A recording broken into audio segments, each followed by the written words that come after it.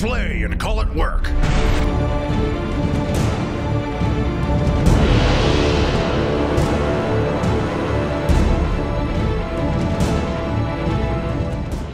Hey there guys, Quirk here from MiniWarGaming.com to give you another episode of Queued for Battle. I'm here today with Ryan. Hello. There we go, we got a hello out of him. We're going to be playing 2,500 points today. We're doing the ITC mission Cut to the Heart, and in this video we're going to be doing an exclusive breakdown. Exclusive? Extensive breakdown, that's the word I meant to use. Going through our armies in detail, talking about how they work, how they synergize with one another, the options that we're going to be taking for this mission, and what our strategy is a little bit to deal with our opponent's army. Now I'm going to be running Necrons. This is a list that I played on Saturday of last week that we're filming this. I don't know when this video comes out, but I recently played this list in a tournament. It did fairly well. And Ryan, you just kind of made this list up on the fly, right? Yeah, I'm pretty confident. You had a little bit of help with Luca, so you kind of walked in, looked at the list, and went, you need this and this. You're going to need some of these too. So a little bit of tailoring. I don't feel bad though. I don't. Once you see the armies, I won't feel bad. I don't feel bad that you guys do either. So. Again, we are going to be playing the full ITC mission and scoring it that way. We're going to be using the ITC 2018 edition. And so we're going to go over the rules for the mission itself, how we're going to be able to score points, as well as the secondaries that we're choosing and how those work as well. I think that's pretty much it, right? Anything you want to say? You want to say hi to anybody? Nico, I'm going to give you a shout out here. I hope my girlfriend rolls just as amazing as she does here than when she kicked your butt in Games Workshop. All right. One last thing, guys, before we go ahead and jump to the army showcases. If you're interested in coming to play anybody here, don't forget to go to miniwargaming.com/challenge for all the details. We'd love to have you in here, rolling some dice, having some fun, and the best part, we treat you to lunch. Best part. What'd you order for lunch? Wings. Wings? Nice. Sabrina, what'd you order? Ribeye steak sandwich. Oh, she got you beat. She got you beat. That ribeye steak sandwich is something special. Come on down and try it. It's fantastic. All right, let's go ahead and check out these armies. Starting off, we're going to take a look at my Necron list. Now this is, again, we're playing 2,500 points, so it's a little bit bigger than our typical battle reports here, but I feel like it's still going to be a good game. I have two different detachments. One of them is a super heavy detachment. The other one is the Outrider detachment. In my super heavy detachment, we're going to see two Tesseract Vaults as well as the Gauss Pylon, and they are going to be the Dynasty It's aggressively territorial is what their ability is. So what it means is I can reroll hit rolls of 1 for the units that don't move. So it's not really going to help me out too much with the two Vaults because they don't get the Dynasty buff. It's going to be annoying on the Pylon though. But the Pylon's going to get it because the Pylon is immobile, and that way I don't have to worry about ever not getting that buff except for the turn that it deep strikes in, because I'm probably going to deep strike it in. Then in the Outrider detachment, I have a Cryptic as my Warlord. I've got 3 fast attack units. I've got 2 units of 6 Destroyers, 1 unit of 3 Scarabs, and then just for fun, I threw in the Deceiver there for my elites. And I say just for fun, but there's a little strategy that I like to use for them. And they are going to be Mephrit, which means they're going to get the Solar Fury ability. So if they're ever flying within half range, their weapons get +1 to the AP value, which is kind of nice. Starting off, we're going to take a look at the HQ choice for my Outrider detachment. It is the Cryptek. Cryptek has a movement value of 5 inches, weapon skill plus skill of 3+, strength and toughness 4, 4 wounds, 1 attack, leadership 10, just like everything else in the army, and a 4-up armor save. I have the Staff of Light, which is a 12-inch range assault 3, strength 5, -2, 1 damage shooting weapon, and in melee it's strength user, so strength 4, -1, 1 damage, which is kind of cool. But the reason I'm really bringing him is because he's got a bunch of abilities that kind of buff everyone around him. I went ahead and brought him with the Chromatron, which allows every Dynasty infantry unit within 3 inches of a friendly model with the Chromatron to get a 5-up invulnerable save against ranged attacks. Also helps out kind of a little bit there because Destroyers do count as infantry. What? Yeah. That's weird. Don't know why, but they do. They definitely have the infantry keywords. So they're going to get that 5-up invulnerable from shooting. The other benefit to having a Cryptek is the fact that he's a Techromancer, so I get to add 1 to all the reanimation protocol rolls for the dynasties within 3 inches of him and any other friendly Crypteks. So that means that my Destroyers are coming back on 4 pluses now, not 5 pluses, which is kind of nice right there. I'm going to go ahead and make this Cryptek my Warlord, and I'm definitely going to give him the Warlord trait that buffs the aura range for all of these abilities by, I believe it's 3 inches? The Warlord trait is called Thrall of the Silent King, so I get to extend the range of all the abilities on the Cryptek by 3 inches, which is quite handy right there. So that's going to be it for the Cryptek, the only HQ I have in my list. Really hope he doesn't die. He's got to be protected because he is a character, so he's got that plot armor to keep him alive a little bit. But you do have probably quite a few psychic spells that are going to be able to crush him. That's actually going to be one of the biggest weaknesses to my army, is the fact that I have no anti-psyker, or no effective anti-psyker anyway. So, you have quite a few psychers coming my way, and they're going to wreck my day. Next up, we got some Canoptics. Scarabs. I got scarabs, everybody. I can't say the word. Canoptic. Show off. So this is one of the fast attack choices I'm going to fill my army with. It's nice because I'm able to do this for 39 points, only 13 points a base. But they have a movement value of 10 inches, weapon skill 4+, strength and toughness 3, 3 wounds, 4 attacks, leadership 10, and a 6-up save.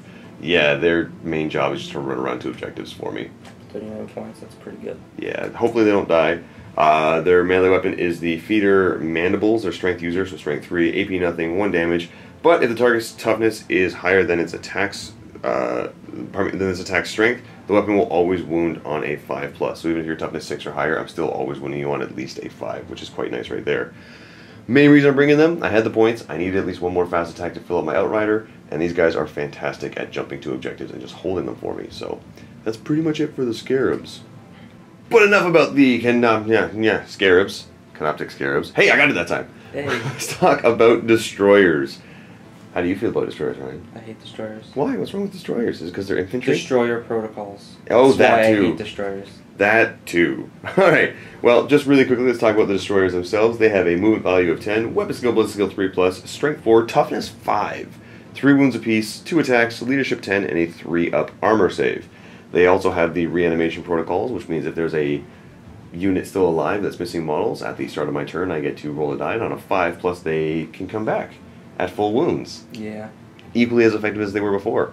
If my Cryptek is within 6 inches of that unit because of the Warlord trait, it's on a 4+, so I have a 50-50 chance of getting guys back. Huzzah!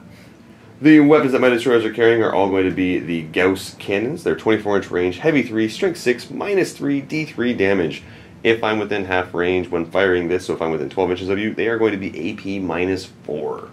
Yeah, they got better. They're Codex to Index, that's for sure. Yeah, they're super good. They also have Hardwired Hatred, so I can reroll hit rolls of 1 for the unit. And the Repulsor platform means that I can move and fire my heavy weapons without suffering penalty to the hit rolls. That's really good. Now, what was it that you were saying you don't very much care for? It's either Decimator or Destroyer protocols. That's the one. I believe it's Destroyer And protocols. for some dumb reason, it's only 1 command point. It is. It's so good. So the Destroyer protocols, if I can find it here so I get the exact wording, which I'm having a hard time doing. Where are Destroyer protocols? Oh, sorry, Extermination protocols. We're both wrong. Not bad. So you use a stratagem in your shooting phase before shooting with a Destroyer Lord or a unit of Destroyers or a unit of Heavy Destroyers from your army. Reroll failed hit and wound rolls for that unit until the end of the phase. Really should be 2 command For points. 1 command point. So, again, I got 6 of them. They're firing 3 shots apiece. That's going to be 18 shots, hitting on 3s, re-rolling, wounding on probably 3s, re-rolling. Unless I'm shooting at some of your bigger stuff, then it's probably going to be 5s. I don't think you have anything that's actually toughness 6, do you?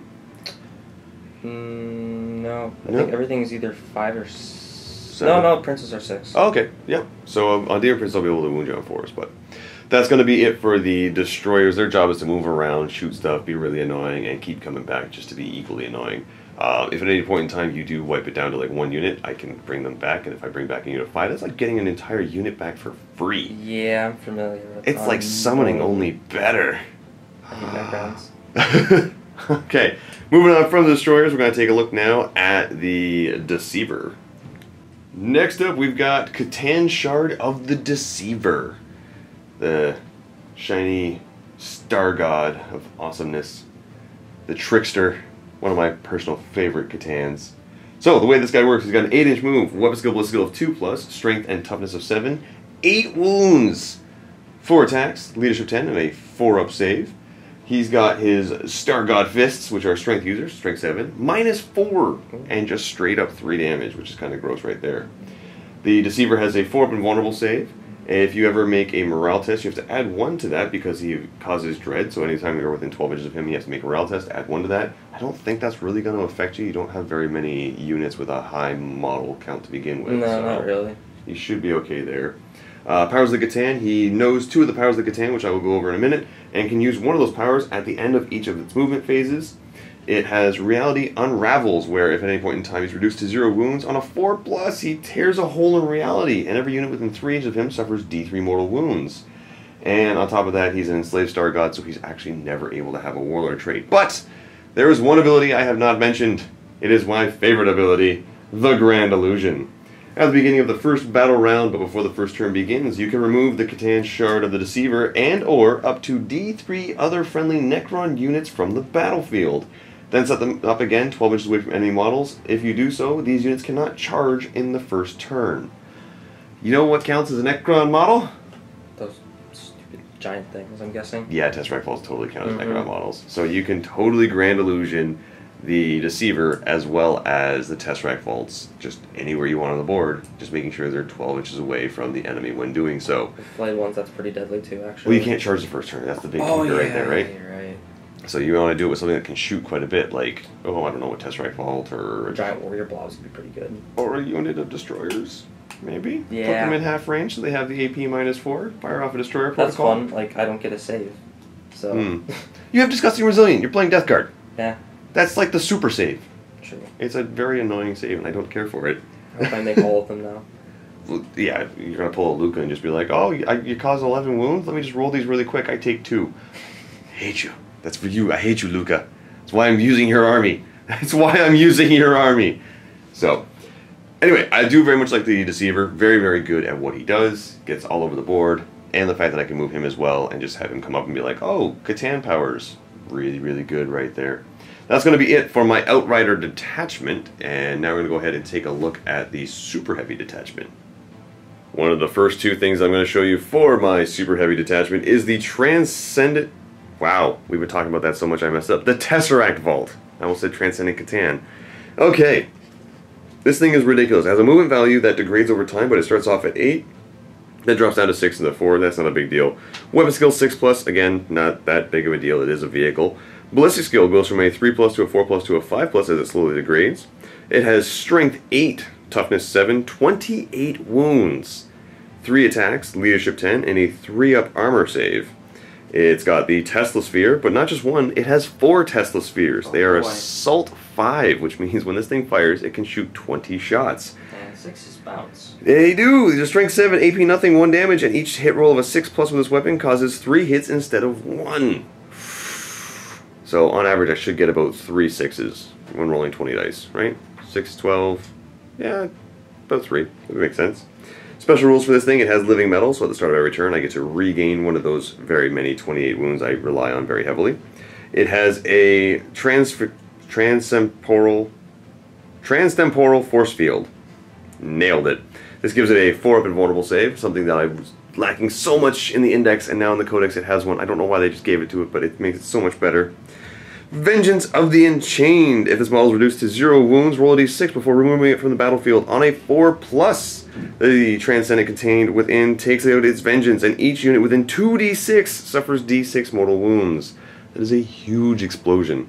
Now, really quickly before we even get into the game or explaining anything like that further, for distances for the Tesseract Vault, I always measure from the base.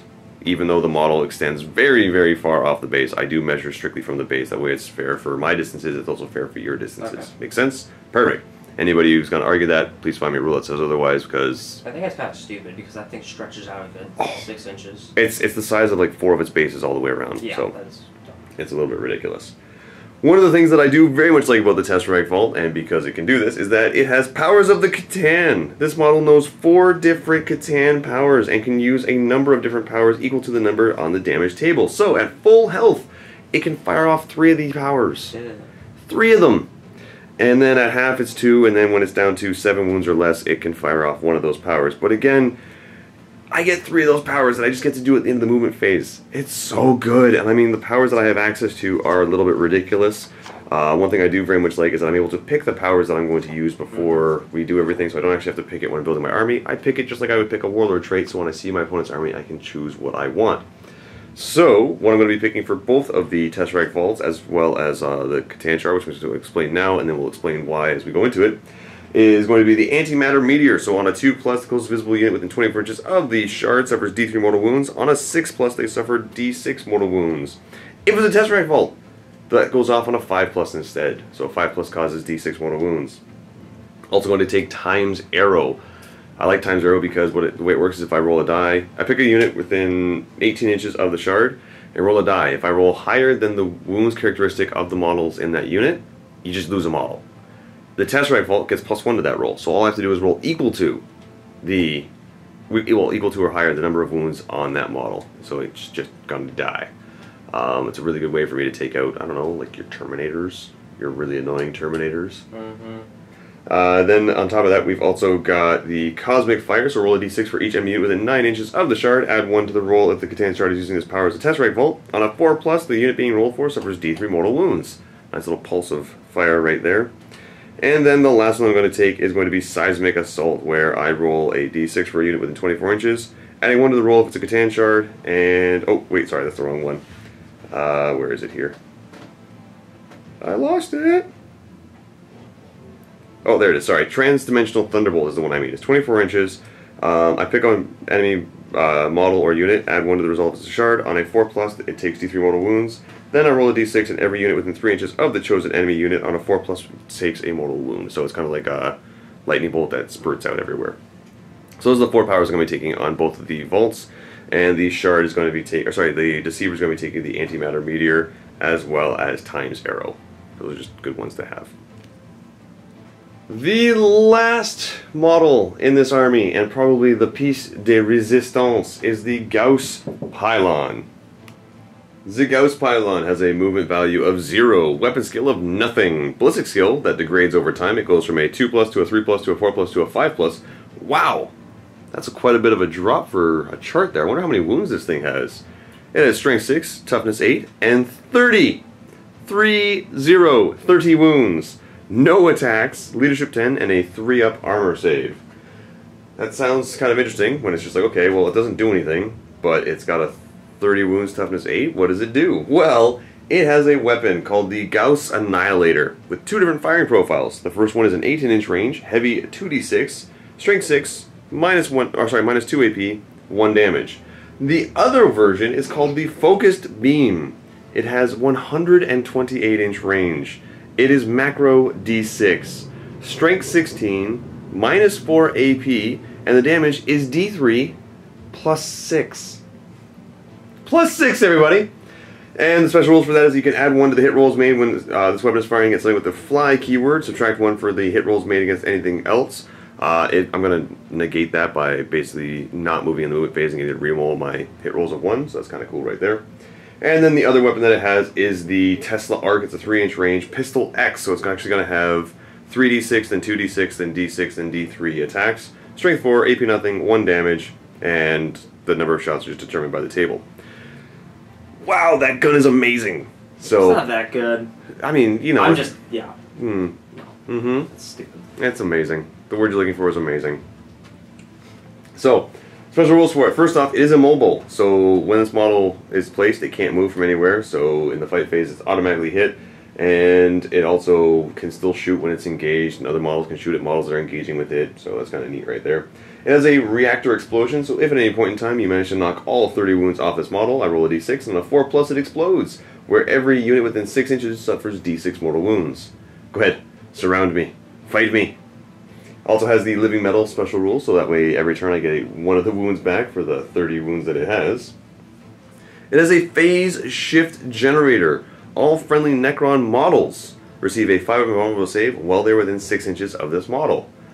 That's a huge bubble, and on top of that, it's not just 5-up from shooting, it's just a straight-up 5-up invulnerable save, which is kind of nice right there. The last one that I have here for special rules, it has a teleportation matrix.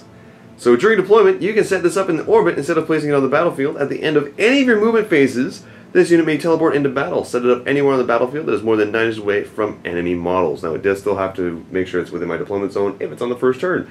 Trust me, with 120-inch range, it's going to be in my deployment zone. I don't have to worry about that. So yeah, that's the big guy right there. And if you look in the top right-hand corner of the screen, you'll see the model that it is probably going to be shooting at the entire game. Good old Mortarion. I'm going to shoot at him quite a bit. So it should be fun. So that's going to be it for the Necron army. It gives us a little bit of a chance here, Ryan, to talk about strategies and what I'm going to be doing. The way this army is going to work is I'm going to try and fool you with my deployment a little bit. What I'm going to definitely do is put the Gauss Pylon in Deep Strike so that even if I don't get first turn, I don't have to worry about you charging it, killing it, blowing it up, whatever, before I get a chance to shoot it. And then the Deceiver and the 2 Tesseract Vaults are going to work hand in hand, where I'm going to deploy them probably on one edge of the board, and it's going to bait you into either trying to deploy there or trying to figure out where I can counter deploy. Now the thing that's really annoying with that is the Grand Illusion allows me to replace the model pretty much anywhere I want as long as it's 12 inches away from you, so there's not really much you can do about that. So that being said, a tactical advice that I can give you is actually try and work around where I'm placing my destroyers, because they are very fast. They move 10, they ignore the heavy rule, and they have a 24-inch range, so they're going to kind of dance around the board a little bit and shoot at you as much as they possibly can. You definitely have some things in your army that are going to be able to counter it, and we will go over that right now. Do you have any comments before we jump onto yours about Necrons? I just want to brag about my army for a second. Okay, yeah, well, let's go ahead and brag about your army. Alright, so here we have 2,500 points of Death Guard and Renegade Knights. Start off, we have 2 Princes of Nurgle, both with double claws. And they will both be learning Miasma of Pestilence, because that's probably one of the best spells in our book. And then for troop choices, we have 3 squads of Plague Marines, 1 with triple plasma, and the other 2 with 2 Blight Launchers and 1 plasma. Those multi-guns are supposed to be represented with Blight Launchers. And then for elites, we have 4 good old Death Shroud Terminators, who will be accompanying Morty and act as bodyguards for either the princes or him, depending on which one is being threatened. Then we have a Hellforged Sakaran with his Accelerator autocannon and 2 last cannons and his heavy bolter.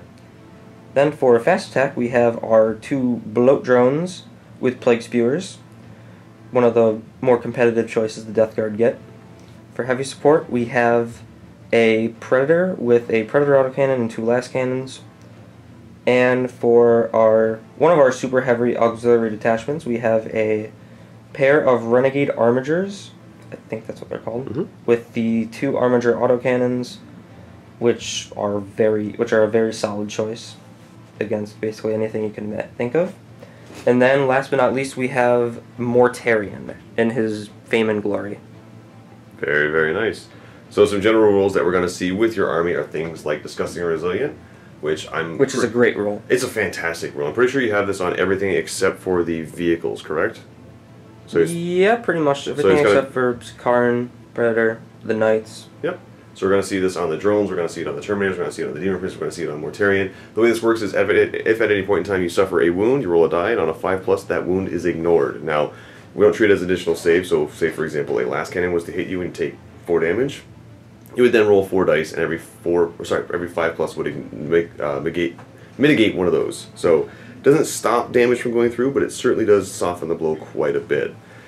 On top of that, one of the things you were mentioning is that you've got the Death Shroud, which are very good bodyguards for Mortarion. We're going to get into the rules as to how that works as well. And one of the biggest things is that you've got those Arbingers in there. Now, these are something that Luca recommended for you because the guns that they have are very, very good at punching holes in destroyers. They do the perfect amount of damage that one shot will kill a destroyer, and there's not really much I can do on it. And plus 3 damage, if I have to, can threaten the Tesseract Vaults a little bit. Absolutely. The 3 damage right there can definitely do it. The amount of shots that those Arbingers are able to put out can put quite a bit of a threat on all of my big stuff, including, and the range you have too, can actually put a big threat on my pylon. I think it's 60 inches, something like that. It's really far. On top of that, you already moved 14 inches as it is. So you're basically not going to escape from them. Yeah, there's no way of getting away from them. So, all right, let's go ahead and break this army down. Starting off, we've got your HQ choices. Yep, we have a pair of Demon Princes. They move 8 inches, but I'm going to be giving them wings, so bump that up to 12. They have a weapon skill and skill of 2+, strength 7, toughness 6, 8 wounds, 4 attacks, leadership 10, and a 3+ armor save. I will be giving them 2 Malefic Talons, which the stats for those are strength user, so strength 7, AP -2, and 2 damage a pop. And the cool thing about these, which makes them the more popular melee option to choose for a prince, is if you have 2 pairs of Malefic Talons, you get 3 additional attacks. So Demon Princes are throwing out 7 attacks, hitting on 2s, strength 7, -2 AP, and 2 damage a pop. Pretty good for their points cost, which is only 180. Very, very nice. You've also got some special rules in there. For example, you have the Demon Prince reroll on them. Yep. Prince of Chaos, I can reroll failed hit rolls of 1 made for friendly Death Guard or Nurgle demon units within 6 inches of any Demon Prince, which includes himself. They have a 5+ invuln, just like all demons do. And they have Disgustingly Resilient and Death of the False Emperor, which won't be doing anything this game. And they also can learn spells.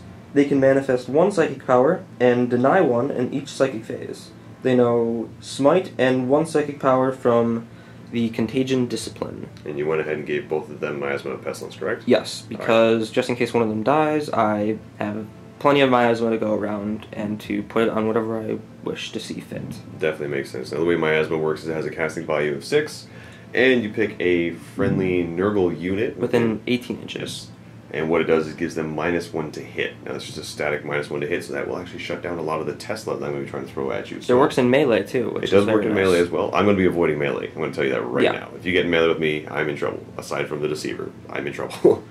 On top of that, you've also got to keep in mind that by going ahead and bumping your Demon Prince's movement from the, 8 to 12? Yep. So it also gives you the fly keyword. Now that fly keyword is going to take effect when it comes to the test rifle firing at anything. Obviously you are a character, so it's going to give you the plot armor to be able to hide behind certain things. But if at any point in time you are the closest model, that test rifle will, that Gauss pylon will shoot at you. And will probably kill them. More than likely, on top of everything else, it's going to be able to ignore the miasma because it normally hits on 2s. You have the fly keyword, which gives me a +1, so if you put miasma up, I'm still hitting on 2s. So that's one thing to keep in mind right there. Otherwise, the Demon Princes are very scary with those Malefic Talons being able to hit on 2s. Re-rolling, going to be able to tear through pretty much everything I have. That -2 to my save means that even my Destroyers are going to be relying on a 4-up save. They fail 2 of them. That's a dead Destroyer. They have 3-up saves, right? Yeah, that's what I said. Yeah, -2 is 5. That's what I said. Oh. My bad. I can't hear. Okay, so they're going to be relying on that 5-up save. I am a little bit scared because you would definitely have the speed to catch up to me. You're actually going to be able to move 2 inches faster than my Destroyers. The only thing that might keep me going is the fact that I can try and shoot you down if you charge me, and I will definitely fire off the Extermination Protocols. But even that being said, you've still got that 5-up Invuln and that 5-up Disgusting Resilience, so you'll be able to shrug off a lot of damage that I throw at you, which is pretty much what your armor is going to do as a whole. But moving on now from the Demon Prince, we're going to take a look at your troop choices. Alright, so for our troop choices, we have the well-known Plague Marines, one of the toughest troop choices in the game, I would say. They have a movement of 5 inches, weapon skill and ballistic skill of 3+, strength 4, toughness 5, 1 wound, 1 attack, leadership 7, and a 3+ armor save. Now the nice thing about these guys is that they have Disgustingly Resilient, which on a 5+, they ignore a wound or a mortal wound that goes in, so it gives them a little defense against mortal wounds. And I went ahead and gave them 2 plasma guns for 2 special weapons, and I gave my sergeant a plasma gun. The nice thing about Plague Marines is that their sergeant can take a plasma gun in addition to 2 other guys taking 2 special weapons. So you can fit 3 special weapons in a 5-man squad, which is very point efficient, considering they're about... Plasma loadout is about 124, and Blight Launcher loadout is 118. It's pretty reasonably priced for what you're getting. And I have 1 plasma squad, and I have 2 squads of Blight Launchers. Now, a plasma gun is... Standard shots are 24-inch range, rapid fire 1, strength 7, -3 AP, 1 damage. But if I choose to supercharge it, I go to strength 8, -3 and 2 damage. However, if I roll any 1s, then the bearer is just slain, no Disgustingly Resilience. That's why I keep my princes around them, to make sure I get to reroll those 1s and maximize my firepower. One of the nice things about that for you is that my army has no modifiers to hit them, so you're not having to deal with any Eldar trickery or any... That's nice. Space Marine Librarian, stuff like that, where they go, you know what, we're just going to give this a -1 to hit somewhere, so you don't have to worry about the 2s being reduced to a 1, not getting the reroll, and still suffering the 1 as slain. So, nice little benefit for you right there. It makes it a little bit more reliable to use that plasma, especially with the Demon Prince running around. And then I have another squad of Blight Launchers, and the stat line for a Blight Launcher is 24-inch range, Assault 2, Strength 6, -2 to the AP, and D3 damage. Oof. And it is also a plague weapon, so I get to reroll failed wound rolls of 1 with it. Oof. For 10 points, they are very points efficient. Very much so. And on top of that, with the D3 damage, you're going to be able to put quite a bit of hurt into a lot of my stuff. Yep. So the Volt might actually end up getting crumbled pretty quick there, because I'm going to be relying on a 50-50 chance to stop it. So a lot of damage output right there. Bolt guns are just bolt guns. Yeah, typical bolt gun. So rapid fire 1, 24-inch range, strength 4, AP nothing, 1 damage, no special rules. And any other items on them? They have blight grenades, but I don't think I'll be using those. They're basically frag grenades, so grenade D6, strength 3, AP 0, 1 damage, but they get the reroll failed wound rolls of 1. Very cool. So they work the same as a plague weapon. Yeah, I didn't put it in this list, but there are a lot of ways where you can make blight grenades pretty deadly, but I did not do it in this list. Very, very cool. All right, and no icons or anything like that? Nope, just all right. special weapons. Very, very cool. We got 3 units of them running around on the board. One of them has the plasma, another one has, what is it, Melta? Blight Launchers. Blight Launchers, I'm sorry. So yeah, you've got Blight Launchers as well. That's so scary. All right, jumping from them, we're going to go ahead and take a look at the Death Shroud Terminators. Alright, so next up we have the Death Shroud Terminators. Now, I cannot take credit for painting these, however, because I did not. I got them at Adepticon, and yeah, I liked the way they looked, so I purchased them. Now for their stats. They move a mightingly fast 4 inches. Woo! They hit on a 3+, they in melee and shooting. They are Strength 5, Toughness 5, 2 wounds, 3 attacks apiece, Leadership 8, and a 2+ armor save. Now each one is armed with a Man Reaper and a Plague Spirit Gauntlet. So a Man Reaper is a melee weapon. It gives them +3 to their strength, -3 AP, and D3 damage, and it is also a plague weapon. So they get to reroll failed wound rolls of 1. And considering the fact that they have 3 attacks with those, at fighting at strength 8 is pretty deadly. And they have Plague Spirit Gauntlets, which are Pistol D6, Strength 3, AP nothing, 1 damage. And it is basically a better hand flamer, because it's a plague weapon and it auto hits. Very, very cool. Now you got a plethora of special rules for these guys, right? Yes, they do.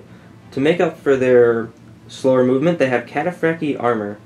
So they have a 4+ invulnerable save, but I must half the amount of the dice rolled when I advance with them. Yeah. So essentially, what you're going to be doing when you advance is rolling a D3 for the most part. Yeah, but I'll take the 4-up invuln, because 4-up invuln and disgustingly resilient with 2 wounds is pretty good.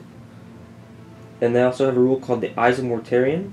So Death Guard characters, excluding Mortarion, that are within 3 inches of any Death Shroud Terminator units add +1 to their attacks. So my princes become a little more deadly in combat when they're nearby, which is pretty cool.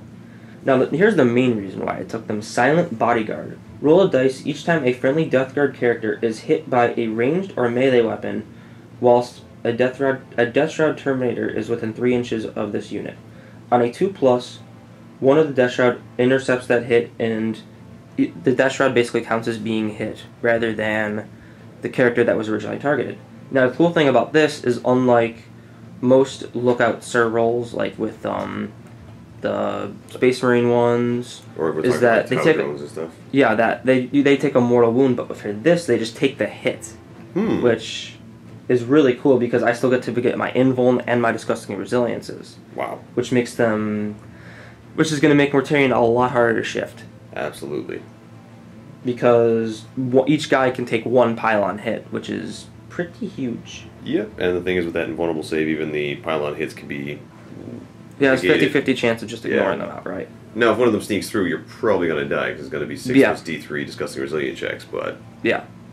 And they can teleport just like any basic Terminators. You can put them in reserve, and you can deploy them 9 inches in your table deployment zone.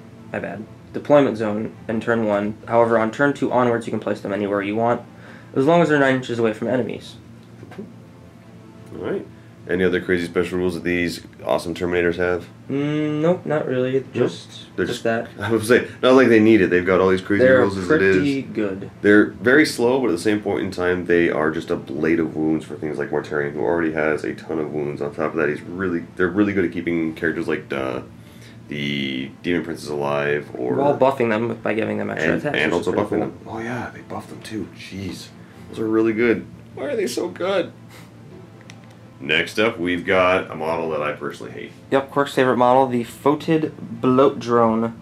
This came out in the Dark Vengeance kit, and it has proven to be a very, very competitive model that the Death Guard gain access to. I hate it so much. For 158 points, you get a Demon Engine that has a movement of 10 inches, which degrades over how many wounds it takes. Weapon skill 4+, plus skill 4+, just like your typical Demon Engine. Its strength degrades as well, from strength 6 to 5 to 4, which, after I go over the weapon it has, which will actually make a difference when it comes to shooting.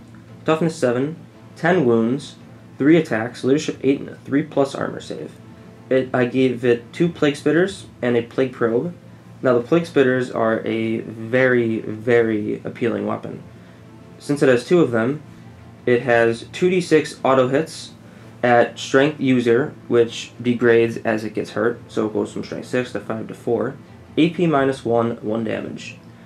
And it gets the real filled wound rolls of 1 as well, which makes it very good against hordes, or it can go up against flyers, it can attack vehicles in a pinch. It's good against basically anything you can think of. And in melee, it's not too shabby either, with 3 attacks that hit on 4s at Strength User, AP -2, and D3 damage, which gets the also real filled wound rolls of 1. So it can hit hard. It can hit decently hard in melee if you get lucky with your hit rolls. It's also really good because it does also have the fly keyword, so if at any point in time you're engaged in close combat, you're more than able to fall back and still fire those Plague Spitters. Yep. Even though you're going to degrade a little bit with the strength, it's still 2d6 automatic hits. Is what, range 8 with that thing? 9. 9. It has it's got a 9-inch range. Yep. Ugh, so yeah. And it can advance and fire them too, which is very cool. They are assault weapons. Yep. And again, even though it's an assault weapon, you get the -1 to hit. When you automatically hit, you don't really care. So. One of the cool things you can do is, if you try to tie up the drone in combat, you can fall back and try to get to any characters behind enemy lines and just spray them with Plague Spewers. Yep. Which is a very good tactic that a lot of Death Guard players use. Now, for the rules it has Disgusting and Resilient, which makes this thing a pain in the butt to kill. Oh, yeah. It also has Demonic, so it gives it a 5+ invulnerable save, which is probably going to need, considering I'm going to be shot at with a lot of high AP weapons. And it has Putrid Explosion. When this model is reduced to 0 wounds, you roll a dice before you remove it from the battlefield. If you roll a 4 or higher, each unit within 7 inches suffers a mortal wound. Now, normally when vehicles explode, it's on a 6 and it's D3, but this one bumps it up to a 4+, but it has a bigger aura of hitting stuff around it, which is pretty unique. It also doesn't affect Nurgle stuff, does it? No, this one does. It does? Yep. Oh, okay, never mind then. There's also a stratagem that you have available to you where you can just automatically blow up in there. Yeah. You think I'm pretty sure when Mortarion blows up, he doesn't affect Nurgle guys. Right. Okay. I know there's one that when it blows up, it just doesn't affect Nurgle. Yeah. So yeah, it's another little thing that you kind of got to worry about with those guys is that if you have infantry or a lot of characters, a lot of 1 wound or single wound or small wound characters, these things can just fly up the board, spraying all over, just killing as much as they possibly can. And then when you finally take it down, you're going to spend a command point and watch it blow up, and everything within 7 inches takes a mortal wound. Yep. So it's just super, super annoying. It's like a tiny version of my Test Rifle, but with a guaranteed explosion. Yep. So. And the nice thing is, I am bringing not 1, but 2. You do have 2 of them. It's terrifying. I'm scared. I face someone on my shelf that brings like 5 or 6. It's very not fun. Yeah, I'd understand that. All right, moving on now from the Fetid Bloat Drone. Is that Yep. what it is? Yeah. To my Sakaran battle tank. All right. So next up for elites, we have a Forge World Hellforged Sakaran battle tank. Now these things are from the 30k, but they have rules in 40k, which they are just as deadly in 40k, in my opinion. Their movement is a mighty 14 inches, which gets bumped down to 10 to 8, depending on how many wounds it has. It has a weapon skill of 4+, which we'll get into that later, which is probably won't show up this game, but it's a funny thing that Catan can do. His ballistic skill is 3+, goes down to 4+ to 5+ as it degrades. Has a strength of 6, a toughness of 7, 14 wounds. It has 4 attacks, which goes down. Leadership 8 and a 3+ save. So it's basically a super predator. Now for the weapons it has a single heavy bolter, which is 36-inch range, strength 5, AP -1, 1 damage, no big deal. It has I gave it 2 sponsored last cannons, which are heavy 1, strength 9, AP -3, and D6 damage. Ugh. So it can reliably strip off some wounds if I hit with them. Now the big gun it has, the Twin Accelerator Autocannon, 48-inch range, assault 8, strength 7, -1 AP, and 2 damage a pop. Now the cool thing about this is that this gun, not the entire vehicle, it takes no penalty when rolling to hit against units with a fly keyword, which I don't think it does anything because I don't think your Tesseracts have -1. They do not, but it does give you the +1 against that, so your ballistic skill will go from a 3+ to a 2+. That's pretty cool. And the nice thing about it is if I roll any wound rolls of 6+, the weapon's AP increases to -3 rather than -1. So it's like old school rending. Very cool. And the other cool thing it can do is that the Imperial vehicles do not get this, but I think it's really freaking funny. It's called Infernal Hunger. It's a melee attack. It uses the strength of the user, which is 6, AP -3 and 1 damage, and it has 4 attacks hitting on a 4+. So it basically grows a mouth and eats people. It's Cassie. Now the cool thing about this is it has a rule called Machina Malefica. At the end of each fight phase, roll a d6 for this model equal to the number of models that were slain by it during this phase. For each dice that scores a 5+, this model regains 1 lost wound. This model cannot regain lost wounds by any other means. So it can basically eat people and equal to the number of models that I killed with it. So I have 4 attacks. Say I killed all 4 models. I roll 4 dice, and for each 5+, I regain a wound. That's very, very interesting cool. little mechanic that. But at the same point in time, it also means that a Warpsmith can't walk up and heal you. That is true. So you got to keep that in mind there. Now you don't have any Warpsmiths in your army, so that's not something you really need to worry about. Yeah. But now you do have a backup plan for healing yourself, which is you're gonna walk up and eat my guys. Yeah. Why am I picturing like a green Pac-Man right now? Yeah. That's basically it. All right. Any other crazy, awesome eating model rules for this tank? Nope. That is it. All right. Moving on. Oh yeah, it has a rule called Containment Breach. I almost forgot about that. When this model is reduced to 0 wounds, roll a d6 before removing it. On a 6, it explodes, and each unit within 6 inches suffers d3 mortal wounds. However, if it's a Psyker, it suffers d6 mortal wounds. So I'm going to want to keep my Princess and Mortarion not close to this thing if it blows up. Yeah, probably a good call. All right, moving on from the gorgeous Sakara, we're going to take a look at your Predator. The Predator. Yep, we have a Chaos Predator, which are very good in this edition. Thank you, Games Workshop, for making Predators good again. They have a movement of 12 inches, which degrades over time as it takes damage. It has a weapon skill of 6+, has a ballistic skill of 3+, which goes down to 4+, and eventually goes down to a 5+. It has a strength of 6, a toughness of 7, 11 wounds, 3 attacks, which degrade as it gets damage, a leadership of 8, and a 3+ armor save. It is equipped with a Predator autocannon and 2 last cannons. Now the Predator autocannon has a 48-inch range, heavy 2d3, strength 7, -1 AP, and flat 3 damage. Whoa. If only there was some way you could get more of those guns. Oh, we'll go into that later. He said, hinting at future things to come. You shall see in just a second why Quirk is worried for his destroyers. It's like I'm foreboding something. In addition to that, we have 2 last cannons. We have 2 last cannon sponsons armed with it. The last cannon, as I mentioned before, is 48-inch range, heavy 1, strength 9, AP -3, and d6 damage, which again could threaten his vehicles if I successfully land a hit with them. And it also explodes. If it's reduced to 0 wounds, I roll a dice. On a 6+, it explodes, and each unit within 6 inches suffers D3 mortal wounds. It's probably not going to be close up, though. It's probably going to be in the back line. I will say it is more of your long-range artillery piece. You got to worry about it blowing up with things around you. But one of the things that we do need to keep in mind here is that you don't ignore the rule for moving and firing heavy weapons on the Predator. So if at any point in time you do move that vehicle, you're going to be firing at a -1. Now, again, you got the range. You don't need to worry about it. You're going to probably stick them in a corner. It's just going to be shooting all game, which totally makes sense. There actually is one thing I can do. If I can use the stratagem called, I believe it's called Blasphemous Machines. I basically select a Death Guard vehicle that has moved in the movement phase at the beginning of the shooting phase. I can ignore the penalties for moving and firing heavy weapons with that model, or advancing and firing assault weapons. It only costs 1 command point. That's not bad. So there you go. There are ways around it that you can maneuver yourself around and still not worry about suffering that penalty. So if I have to move him for like line of sight purposes, then I just spend a command point and the problem is gone. There you go. Alright, so that's it. You got your typical Predator. We've seen them before, but for those of you who don't run Predators very often, you now know how they work.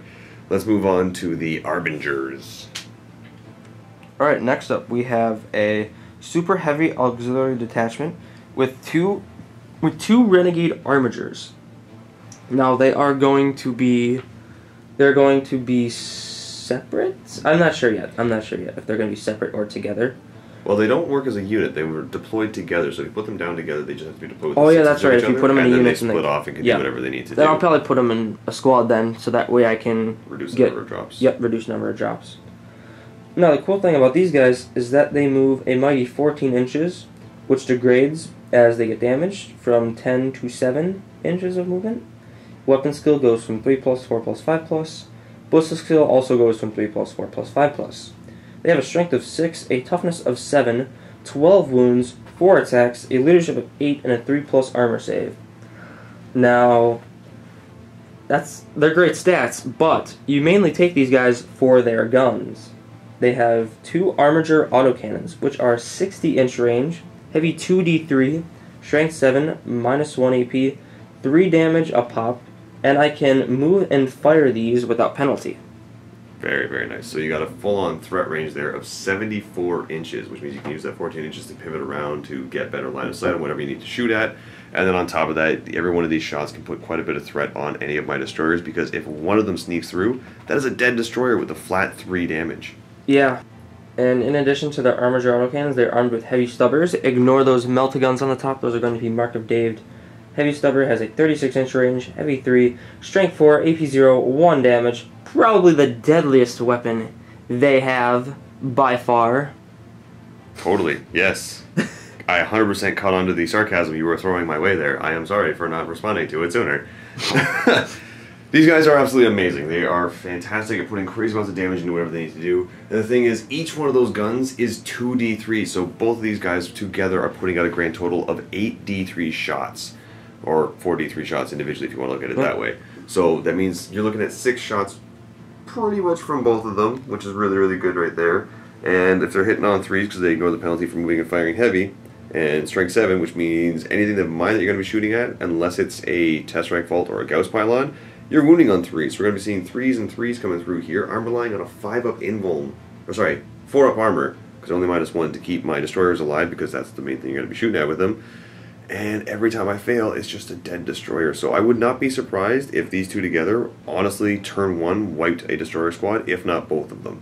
So, a little bit scary right there. And the nice thing is they can also go after the vaults if I see those as a more threatening.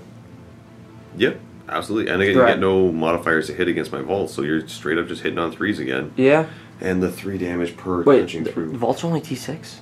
T7, sorry. Oh, okay. So I'm still winning on 4s. That's still really good. Yeah, you're winning on 4s, but you're still hitting on 3s. So. Yep. And they have Ion Shield, which gives them a 5+ invulnerable save against shooting attacks. And they explode when they are reduced to 0 wounds. On a 6, they explode, and each unit within 6 suffers D3 mortal wounds. Just the average exploding. Yeah, it's a typical explosion that you normally see right there. Alrighty, so that's going to be it for your first super heavy auxiliary detachment. And now we'll go introduce the big man. Oh, the leader of the army himself. Lastly, we have Mortarion, Big M. The big guy. He has a movement of 12 inches, which degrades from 10 to 8. He has a weapon skill of 2+, and a bliss skill of 2+, because he's a frickin' Primarch. He should be able to hit very well. He has a strength of 8, a toughness of 7, 18 wounds, 6 attacks, which degrade as he gets hurt, from 5 to 4, leadership 10, and a 3+ save. Now this guy has a plethora of war gear options. I'm going to start off by going over his giant scythe, which is called Silence. It has 2 different profiles. It has the Reaping Scythe profile, which is Strength User, so Strength 8, AP -2, 1 damage. It is a Plague weapon, so he gets to reroll his failed wound rolls of 1. And for each attack that he makes with it, he makes 3 additional hit rolls. So at full health, he is throwing out 18 attacks. Whoa. Which is a great horde clear. Or, which, if I really need to, I can combine it with Blades of Putrefaction. So on 6s to wound, they do mortal wounds in addition. So if I want to, I can just throw out the attacks and dish out a bunch of mortal wounds. Or I can use the Eviscerating Blow, which is Strength ×2, which makes him Strength 16, AP -4, and D6 damage, which is also a Plague weapon. So he's pretty versatile at what he can go against. If he makes it into the pylon, you can go ahead and do that attack. You'd be automatically hitting with your 6 attacks, and then doing the ×2 means that you're going to be wounding on 2s. Rerolling ones. Rerolling the ones. Weapon. Yep. Forcing me to take my 5-weapon vulnerable save, and every time I fail, it's just straight D6 damage. Yep. So odds are you're going to get all 6 to go through, which means I could stop maybe 2 of them, so that's going to be 4d6 damage, which averages 18 wounds. Ugh. Oh, sorry, 12 wounds. Averages 12. Yep. And then he also has 2 different shooting attacks he can choose. One of them is the Lantern. It has an 18-inch range, Strength 8, AP -3, flat 3 damage, pistol 1. If I hit with this weapon, I draw a straight line between the closest point of Mortarian's base and that of the closest model in the target unit. Make a single wound roll against the target unit. In each unit, the center of the line passes over. So it basically is an 18-inch beam where I choose a model within 18 inches, I roll the hit, hitting on a 2, re-rolling 1s because of his own aura, and then anything down that line takes a Strength 8 hit at -3 AP, flat 3 damage. Pretty gross right there. Yep. Alright, and then you've also got a couple grenades. Yep, I have the Foxfex bombs, which are carried over from 30k. Those have a range of 6. They are grenade 2d6, strength 5, -1 AP, and 1 damage. Pretty solid. And now we get to go into the ton of special rules that he has. Before that, we have his little Nurglings that I attack. Oh, they yes. love to get on. They love to get in on the fun. They are called the Attendants, Claws, and Teeth. They are strength of a mighty 2, AP 0, 1 damage. They are a plague weapon. Each time he fights, he may make d6 additional attacks with this weapon. Now the cool thing is that these also benefit from Blades of Putrefaction, so they have the chance of dishing out mortal wounds, which makes them somewhat scary. Yeah, makes them somewhat scary. They can strip off the last wound if need be. Then we've also got your... We have my many special rules.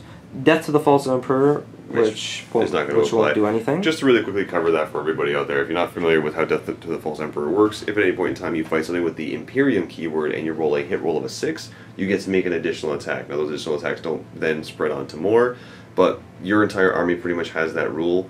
Except for the demon engines. Yes. Yeah, pretty much. And I don't have the Imperium keyword, so it's not something that's going to come into play. But just covering so you do know how that rule works. A lot of people forget it, but it actually is a very good rule that helps out cast, because most of the times they want to be in melee. Going on to his other special rules, Primarch of the Death Guard. I may reroll failed hit rolls of 1 made for friendly Death Guard units within 7 inches of him, rather than the average 6. So gets an extra inch because he worships Nurgle. 7 is his lucky number after all. Next rule he has is Toxic Presence. Enemy units within 7 inches of Mortarion must subtract 1 from their toughness characteristic. Which, I guess if I'm close enough to something, somehow, I can drop your toughness and wound better with some of my stuff. And he has the Barbarian Plate, which gives him a 4+ invulnerable save. He will desperately need that. Very much so. Now the next rule he has is called Host of Plagues. Roll a dice for each enemy unit that is within 7 inches of Mortarion at the start of the fight phase, and consult his damage chart. So at full health, you roll dice on a 4+. When he's down to 5 to 8 wounds, you roll 5+, and when he's down to 1 to 4 wounds, it's on a 6+. Now the cool thing about this is if I equal to or exceed the numbers that I just listed, the unit being rolled for suffers D3 mortal wounds. Now the cool thing about this is that it's the start of the fight phase, so it's not just my fight phase, it's also your fight phase. So you do get to double up on that Yes. effect there. It helps him dish out the mortal wounds as well. And the cool thing, one of the awesome things about Mortarion is that he explodes unlike any other Primarch or big monsters in the game. When he loses his last wound, roll dice before removing this model from the battlefield. It's only on a 4+. He explodes, unlike the usual 6. Each unit within 7 inches suffers D3 mortal wounds within his range. Now the cool thing about this is that it does not affect my guys. It does not affect units with the Nurgle keyword, but it will affect my Armigers if they are somehow close enough to him, which I don't think that'll happen. I can't see that happening. But you never know. Mm-hmm. So there you go. That is a ton of rules that Mortarion has. On top of all of that, he's a Psyker. So he can manifest 2 psychic powers in each psychic phase, and can attempt to deny 3.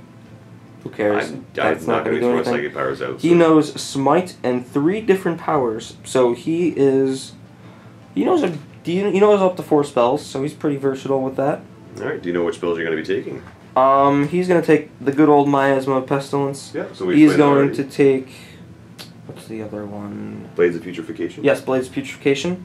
And then I'm probably going to take Gift of Contagion. Mm-hmm. So that way, if basically it's a casting value of 7, and I roll a d3, I can either give you -1 attack, -1 strength, or the big one is -1 toughness. Mm-hmm. So if I get that off, then I can focus fire one of your big guys. Yeah. Also, if you get the -1 toughness off and have Mortarion sitting nearby, that means it's going to have -2 to the toughness. So I can basically reliably wound any of your stuff on 3s. True. You could actually get the toughness 7 guys down to toughness 5, so that means a lot of your shooting attacks are going to be wounding me on 3s. You can drop the Gauss Pylon from toughness 8 down to toughness 6, which means that, again, those Arbingers are going to be able to punch through it on 3s to wound, which is really, really good. And it also means your Bloat Drones are going to be able to wound on 4s. Yep, so a lot of synergy with Mortarion here. There's a ton of synergy right there. So he's a very, very effective pylon when it comes to, first off, mitigating, negating, shutting down, crippling armies when he gets close enough within that 7-inch bubble just to cause tons of damage, especially in the fight phase when he starts rolling those 4+s for mortal wounds. And you're also going to have your Death Shroud?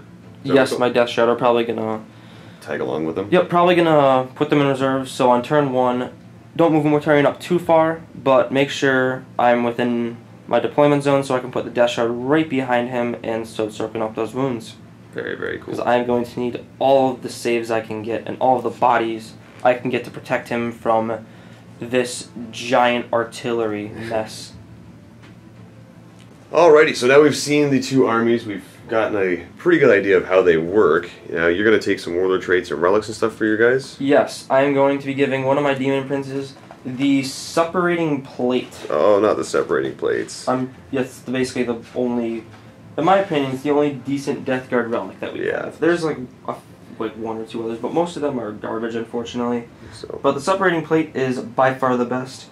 It gives the bearer a save characteristic of a 2+. In addition, roll a dice each time this model passes a saving throw in the fight phase on a 4+. The unit that inflicted that wound suffers a mortal wound after all of its attacks have been resolved. So it's essentially a bouncing back. Yes. Funny story, I once had 15 Flight Ones charge Mortarion, or not charge Mortarion, they charged my Prince, and they all died just from that. I believe it. It was very funny. Alright, and is Mortarion going to be your warlord? No, he is not. Oh. Because he'll get shot down too easy. The princes are more easy to protect. But speaking of which, I will give the same prince who has the Separating Plate. Actually, no, I'll give it to a different one. I'll give it to the other prince. I'll give him... I'm debating on Revoltingly Resilient or Rotten Constitution. I can reduce all damage inflicted by him by 1, or I can add one to my Resilient rolls. I think you might be better off adding one to your Resilient roll when you think about it. I was just thinking about... Oh yeah, never mind. The damage isn't... I guess it doesn't work with mortal wounds. No. So definitely Revolting Resilient. Yeah, so you're going to have a 4-up Disgusting Resilience. Yep. You're going to actually be able to mitigate half the damage on average. So that's kind of cool right there. So now you've got a Demon Prince who's going to be running around with a 2-up armor save, bouncing him back in close combat on a 4+, and also a Disgusting Resilient of 4+, which is really, really good.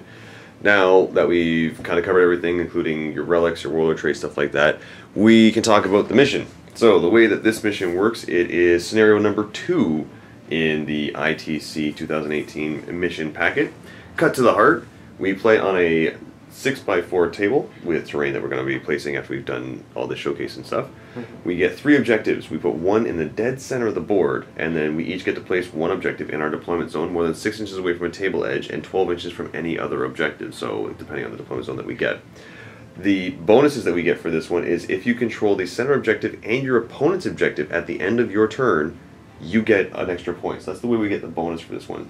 Now, it might be a little bit tricky for us to pull that one off because I'm going to be bunkering down around that objective more than likely, and you're going to be bunkering down around the objective, so it's going to be very difficult to try and score that bonus point. But now that we know kind of what we're going to be working with there, let's talk about these secondary objectives that we're going to be taking. Now, I've already kind of figured out what I want to grab for mine. First off, definitely going to be taking Old School. I'm a big fan of the getting a point for killing an enemy unit in the first battle round. Slay the Warlord is going to be tricky because your Demon Prince is super resilient, but I'm going to probably be able to pull that one off. And he has the character keyword, so you can hide behind stuff. He which does, is the main reason why I took the Prince as the Warlord rather than Mortarion. That's true as well. So you're going to be able to definitely survive with that. Line Breaker, just have a model within my enemy's deployment zone. I can probably pull that one off. Actually, if I take a Relic, I'm able to pull that one off. So I'm going to go ahead and nominate that. I'm going to have my Cryptek taking the Veil of Darkness, which is a nice little gotcha moment right there. So I don't like that one very much. I hate that one. So the way the Veil of Darkness works is if at the end of the movement phase I want to, I can have the Cryptek and a unit within 3 inches of the Cryptek get removed from the battlefield and redeployed anywhere they want, 9 inches away from enemy models, as long as the unit that gets pulled with the Cryptek is wholly within 6 inches of him. Obviously I'm going to be stuck with the turn 1, can't do that outside of my own deployment zone. I'm okay with that, not a big deal, but I'm definitely going to go ahead and give the Cryptek the Veil of Darkness. Yeah, that one's a pain in the butt. Lastly, for Old School, I've got Last Strike here, which a enemy unit is destroyed in the last battle round played. That's an additional point right there. It means that I'm kind of going to be fighting the entire game for that last point, but I'm okay with that. Well, I think First Strike is a guaranteed for you unless you whiff very hard. It's true, and I'm really hoping I don't whiff super, super hard. I just hope you roll 1 for that D6 shots with the I don't want to. I will laugh. Alright, the other one I'm going to take is going to be Kingslayer, so I can choose an enemy model that is a character, and I get 1 point for every 2 wounds of damage that I do to it. This is cumulative. If you are a vehicle or monster, I earn 1 point for every 4 wounds you lose, and if it's your warlord, I earn an additional point if it's destroyed. I'm going to go ahead and select Mortarion as Kingslayer for that one. So if I end up killing Mortarion, I'm going to get the 4-point max on that one. That's going to be the second one I'm picking. And then the last one that I'm going to pick, I'm having a little bit of a hard time with this one because you've done a really good job of kind of shutting me down here. I can't go for Headhunter because you've only got 3 characters on the board right now, so I can't even max out on that one. The Reaper, you don't have any units with 10 or more models, so that's going to shut me down. Recon, I might be able to pull off, but I don't have the unit count to really hold all 4 table corners at the end of my turn consecutively. Big Game Hunter is probably the one I'm going to have to go with because you do have a few models out there with at least 10 or more wounds. I'm counting 6. 1, 2, 7. 3, 4. Yep. Yep, I have plenty of those. So that's probably going to be the one I'm going to have to go for here because it's the one that I have the best chance of. Titan Slayer, you don't have any Titans behind enemy lines. It's going to be really difficult because of my... I do have crazy mobility, but I don't have mobility after the first Alpha Strike, and I could lose it very quickly there. Oh, yeah. Death by 1,000 Cuts is almost impossible against you because I can't kill 3 units in a turn, and the fact that I have to do that 4 times, it's not going to happen. And then Gangbusters, again, you don't have any units with guys consisting of, 3 or more wounds. You got a bunch of guys with 2 wounds here, 2 wounds there. Maybe your Death Shroud, but that's not going to get me max points on that one. So the 3 that I'm going to be taking is going to be Old School, Big Game Hunter, as well as Kingslayer. So those are my 3 secondaries. Have you figured out which ones you want to take against me? I still got to take a look at it. I haven't really thought about that yet. Alright, well, we'll give it a chance to take a look at those. So we've taken a minute. Looked at all the secondaries. What have you decided? Alright, I'm going to take Kingslayer, and I will be selecting your Catan Sharded the Deceiver. I'm going to see if I can out-deceiver his illusion and get to him. I will be choosing Titan Slayers because you have 3 very juicy big guys that I want to kill. And I will be choosing Gangbusters because those destroyers are pretty juicy for that. So, some of the reasons why you would be taking that, Kingslayer is pretty straightforward. It's also because I kind of shut you down on a lot of things here. Headhunter doesn't help you out because I only have the 2 characters. Reaper, I don't have any units with more than 10 models. Recon might be doable, but you also have a low model count and your mobility's kind of shot because you are playing Nurgle, so it's probably not the most reliable to go on the table corners there. Big Game Hunter, I only have 3 things that have 10 or more wounds, so you'd max out at 3 points there. Behind enemy lines, again, you do have the mobility, but at the same point in time, probably not. Death by 1,000 cuts, I'm way too tough for you to get through all those things. Definitely. And then old school, again, it might be a little bit tricky for you to get that first turn kill, and if you lose out on that, you're going to lose out on an early point, which is a little bit tough there. So, by taking Kingslayer, you're guaranteed 4 points if you kill the Deceiver, and on top of that, Deceiver has living metal, stuff like that, so he's going to be able to get stuff back. The Titan Slayer is pretty straightforward. If you kill 1 Tesseract Vault, that's 3 points. And then you just got to cause a couple wounds to another one, and then you got the 4-point max right there. And then lastly, Gangbusters. Now this one's a little bit tricky, but at the same point in time can give you 4 points very easily. You do have to select a unit of destroyers. So you pick one of them. If you wipe out, for every 2 destroyers you kill, you get a point.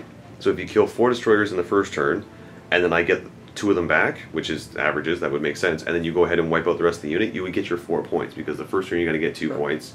I have so you could 4 technically left. recycle points for me. Yeah, essentially by coming back, I'm giving you more points. And it's not like I have a choice in it. I have to come back, and it will have to give you more points. So, neat little trick right there, a nice way around everything. So, theory hammering out everything as to what we're going to try and do. I will be very, very forward on what my plan is. Like I said before, put in the Gauss Pylon in Deep Strike. Gonna try and land it on the first turn and get a shot in on Mortarion. One of the things I have to worry about is the Death Shroud Terminators. Now, there is a way for me to kind of get around them a little bit, and that's with the times arrow ability of the Tesseract Vaults. Now this is going to be relying on me getting first turn very, very, very heavily. Yeah, if you get first turn, I don't know what I'm going to do. Yeah, I'm going to have to get first turn. If I do manage to pull off first turn, Deceiver's going to Grand Illusion. I'm going to have the Deceiver as well as 1 or 2, hopefully 2, both Tesseract Vaults move up, get within range to go ahead and fire a times arrow into your Death Shroud squad because they are terrifying. You might also put them in Deep Strike, so they might not be on the board. I don't have to worry about them. But if not, I will have to worry about them, and that's going to be a problem. So, times arrow on a... They're 2 wounds apiece or 3 wounds? They're only 2. 2 wounds? Okay, so on a 3+, or as long as I don't roll a 1 for the 2 Tesseract Vaults, it's just going to be a dead Death Shroud, which is... Just release your inner Quirk. Yeah, I'm trying not to here. And then by getting rid of that, I don't have to worry about Mortarion mitigating the shots from the Gauss Pylon. The Gauss Pylon, even if I Deep Strike in, I'm going to be firing macro. It's going to be trying to hit you on a 2. Try and get around that miasma, even though it won't really affect me too much. It'll basically cancel out your +1 to hit. Yeah. So I still Which is also, it's rather hitting on 2s rerolling 1s, hitting on 3s rerolling 1s. But then I have the +1 against the fly keyword, so I'm going to be hitting on 2s rerolling 1s again. But... it is very annoying. On the first turn, though, I'm not going to get the re-rolling 1s because I did move by Deep Striking in. Okay. So that might help you out a little bit there. Wounding Mortarion on 2s because your toughness 7 against my strength 16. You're going to be relying on that invulnerable save. If at any point in time some of them sneak through, they're doing minimum 7, possibly 9 damage per hit. But you do still have Disgusting Resilient, which is going to help you stop. So 3 solid shots will probably be enough. Hopefully. It might not. The dice may be nice to me. Exactly. So Mortarion is the biggest threat that I have to deal with right now. As soon as I get past Mortarion, you're going to be able to see me start moving more towards the Arbingers and then moving towards the tanks and then kind of working my way down until you got nothing really left to guard the Demon Princes, and then the Demon Princes are going to start getting hit by the Tesseract Vaults if they're still alive. That is my game plan. Do you have one? As of right now, those destroyers seem like your big... Those seem like your pretty big answer to anything really. Like, they can go up against vehicles. They're I feel like those are basically your anti-everything that you put into this list. Just taking a wild guess. I'll have to look at your damage. I'll have to look at your brackets to see how much the vaults get weakened, but maybe weaken those a bit. The Arbingers and my Predator are definitely going to go for those destroyers because I cannot let those live. And there's also points there for you. Yes, there's also points. Plague Marines are just there to hold objectives and hopefully get in within range to help out with damage. The drones are there to be offensive and to hopefully break your lines, tie stuff up, be annoying, do what they do best.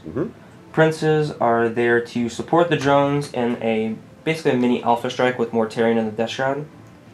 That's kind of my offensive spear. Plague Marines would be more of a defensive spear, along with the Hellforged Sicaran and the Predator, providing fire support as I advance up the field. Very, very cool. So yeah, you do have some sort of a plan. You have your target priorities where you want them to be. At this point, guys, we've gone through everything. We've talked about our armies. We've talked about what they do. We've talked about our plans. We've talked about our missions. We've talked about our objectives. We know what we're going to do. We have our predictions set. So we're now going to jump into the vault and go ahead and put these predictions to the test. If you're not already a vault member, go ahead and click that link below. You'll get access to a 7-day free trial where you can see this battle report as well as all the extra things that we hide out in the vault just for our vault members, like paid tutorials, behind the scenes, open vaults, extra battle reports, and reviews, neat little things like that. So go ahead and click that link below. We will see you guys in the vault. Thanks so much for watching, and as always, happy wargaming.